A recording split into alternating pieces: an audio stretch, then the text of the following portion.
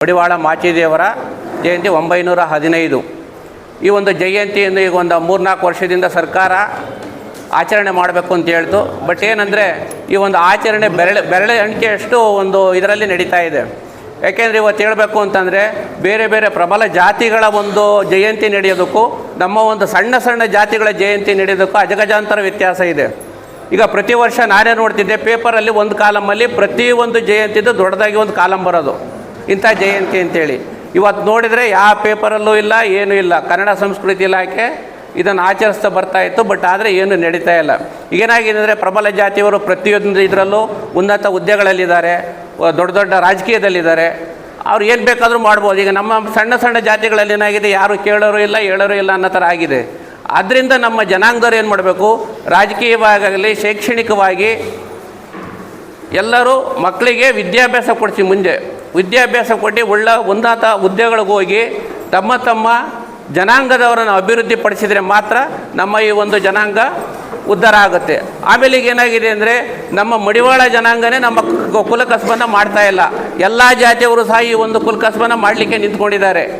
ಹಂಗಾಗಿ ಪ್ರತಿಯೊಂದು ಜನಾಂಗನೂ ಬೇರೆಯವರ ಜನಾಂಗವನ್ನು ನಮ್ಮ ಕಸುಬಿಗೆ ಬಿಟ್ಕೊಳ್ಳದೆ ಪ್ರತಿಯೊಬ್ಬರನ್ನು ಅವಾಯ್ಡ್ ಮಾಡಿ ನಮ್ಮ ಜನಾಂಗದವರೇ ನಮ್ಮ ಕಸಬನ್ನು ಮಾಡಲಿಕ್ಕೆ ಒಂದು ಅವಕಾಶ ಮಾಡಿಕೊಡೋಕ್ಕೆ ನಮ್ಮ ಎಲ್ಲ ಜನಾಂಗದವರು ಮುನ್ನಿಂತ್ಕೋಬೇಕು. ಆಮೇಲೆ ಏನಾಗಿದೆ ಅಂದರೆ ಈಗ ರಾಜಕೀಯವಾಗಿ ಎಲ್ಲೂ ಒಂದು ನೆಲೆ ಇಲ್ಲ, ನಮಗೆ ಶೈಕ್ಷಣಿಕವಾಗಿ ಇಲ್ಲ, ರಾಜಕೀಯವಾಗಿ ಇಲ್ಲ, ಯಾವುದರಲ್ಲೂ ಇಲ್ಲ. ಅದರಿಂದ ಪ್ರತಿಯೊಬ್ಬರು ನಮ್ಮ ಕುಲಬಾಂಧವರಲ್ಲಿ ಕೇಳೋದಿಷ್ಟೇ, ಮಕ್ಕಳಿಗೆ ಒಳ್ಳೆಯ ವಿದ್ಯಾಭ್ಯಾಸ ಕೊಡಿಸಿ ಒಳ್ಳೆ ಚೆನ್ನಾಗಿ ಒಂದು ಮುಂದೆ ಬಂದರೆ ಮುಂದಿನ ಒಂದು ಜನಾಂಗ ಇದರಲ್ಲಿ ಒಂದು ಮುಂದೆ ಬರುತ್ತೆ. ಆಗ ಒಂದು ರಾಜಕೀಯವಾಗಲಿ ಶೈಕ್ಷಣಿಕವಾಗಲಿ ಯಾರಾದರೂ ಒಂದು ಅಟ್ಲೀಸ್ಟ್ ಒಂದು ಅಧಿಕಾರಕ್ಕೆ ಬಂದರೆ, ಇಲ್ಲಪ್ಪ ಇಂಥದ್ದು ಮಾಡಬೇಕು ನಾವು ಕೇಳಬೇಕು ಅನ್ನೋದಕ್ಕಾದರೂ ಒಂದು ಅಧಿಕಾರ ಇರುತ್ತೆ. ಈಗ ನಾವು ಹೋಗಿ ಒಂದು ನಿಂತ್ಕೊಂಡು ಏನೋ ಮಾತಾಡಲಿಕ್ಕೂ ನಮಗೆ ಅವಕಾಶ ಇಲ್ಲ. ಈಗ ನೋಡಿ, ಒಂದು ಬೇರೆ ಜನಾಂಗದವರ ಒಂದು ಜಯಂತಿಗೆ ಶಿರಾ ಶಾಸಕರು ಬರ್ತಾರೆ, ವಿಧಾನಸಭಾ ಸದಸ್ಯರು ಬರ್ತಾರೆ, ಪ್ರತಿಯೊಂದು ಎಲ್ಲರೂ ಬರ್ತಾರೆ.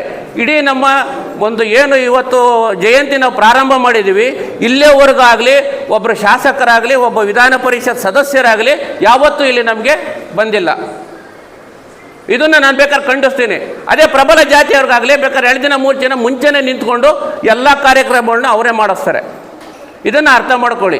ಏನಕ್ಕೆ ಅಂದರೆ ನಮಗೆ ಯಾರು ಕೇಳೋರಿಲ್ಲ ಹೇಳೋರಿಲ್ಲ. ಸಣ್ಣ ಜಾತಿ ಬಿಡ ಅವ್ರು ಹೆಂಗೆ ಬಂತಾರೆ ಮಾಡ್ಕೊಂಡು ಹೋಗ್ತಾರೆ. ಯಾವಾಗ ನಮ್ಮ ಮನೆ ಹತ್ರ ಬರ್ತಾರೆ ಅಂದರೆ ಓಟ್ ಹಾಕ್ಬೇಕಾದ್ರೆ ಮಾತ್ರ ಬರ್ತಾರೆ, ಓಟ್ ಹಾಕ್ಕೊತಾರೆ. ಏನು ಹೇಳ್ತಾರೆ, ಈಗ ಒಂದು ಸಿದ್ದರಾಮಯ್ಯನವರೇ ತಗೊಳ್ಳಿ, ಅಹಿಂದ ಅಂತಾರೆ. ಅಹಿಂದ ಅಂತೇಳಿ ನಮ್ಮನ್ನೆಲ್ಲ ಅಹಿಂದ ಓಟ್ ಹಾಕ್ಸ್ಕೊತಾರೆ. ಅವ್ರು ಹೋಗಿ ಅಧಿಕಾರ ಕೂತ್ಕೊಂಡ್ಮೇಲೆ ಇನ್ನು ಮುಂದುವರೆದಿರೋರಿಗೆ ಮಾತ್ರ ಮುಂದೆ, ನಾವೆಲ್ಲ ಹಿಂದೇನೆ. ಅದಕ್ಕೋಸ್ಕರನೇ ನಾವು ಇಲ್ಲೇವರೆಗೂ ಇದ್ದೀವಿ. ನಾವೆಲ್ಲವರೆಗೂ ಎಲ್ಲರೂ ಯಾವಾಗ ನಾವು ಬುದ್ಧಿ ಕಲ್ತ್ಕೊಂಡು ಒಂದು ಜವಾಬ್ದಾರಿಯುತವಾಗಿ ನಾವು ಒಂದೇನಿದು ನಾವು ಹೋರಾಟ ಮಾಡಿ ನಮಗೆ ಎಸ್ಸಿಗೆ ಸೇರಿಸಿ ಅಂತೇಳಿ ಎಷ್ಟು ವರ್ಷದಿಂದ ಕೇಳ್ತಾ ಇದ್ದೀವಿ. ನಾವೀಗ ಮಲಿನ ಬಟ್ಟೆಗಳನ್ನು ತೊಳೆಯೋದು, ಮುಟ್ಟಾಗಿರೋ ಹೆಣ್ಣು ಮಕ್ಕಳುಗಳನ್ನು ಬಟ್ಟೆ ತೊಳಿತೀವಿ, ರೋಗಗ್ರಸ್ತವಾಗಿರೋ ಹಾಸ್ಪಿಟ್ಲಿಗಿರೋ ಬಟ್ಟೆಗಳನ್ನು ತೊಳಿತೀವಿ. ಆದ್ರೂ ನಮ್ಮನ್ನು ಇಲ್ಲಿವರೆಗೂ ಯಾರೂ ನಮಗೆ ಕೇಳ್ತಾ ಇಲ್ಲ. ಆದ್ದರಿಂದ ಎಲ್ಲ ಜನಾಂಗದವರು ಒಟ್ಟಾಗಿ ಹೋರಾಡಿ ನಮ್ಮ ಒಂದು ಎಸ್ಸಿಗೆ ಸೇರಿಸೋದ್ರ ಬಗ್ಗೆ ಆಗಲಿ ಇದ್ರ ಬಗ್ಗೆ ಆಗಲಿ ಹೋರಾಡಿ ಒಂದು ನ್ಯಾಯಯುತವಾದ ನಮ್ಮ ಸ್ಥಾನವನ್ನು ಪಡ್ಕೋಬೇಕು ಅಂತ ಹೇಳ್ತಾ ನನ್ನ ಈ ಒಂದು ಜಯಂತಿ ಕಾರ್ಯಕ್ರಮದಲ್ಲಿ ಮಾತಾಡಲಿಕ್ಕೆ ಅವಕಾಶ ಮಾಡಿಕೊಟ್ಟಂತ ಎಲ್ಲರಿಗೂ ವಂದಿಸುತ್ತಾ ನಾನು ಮಾತು ಮುಗಿಸ್ತಾ ಇದ್ದೇನೆ.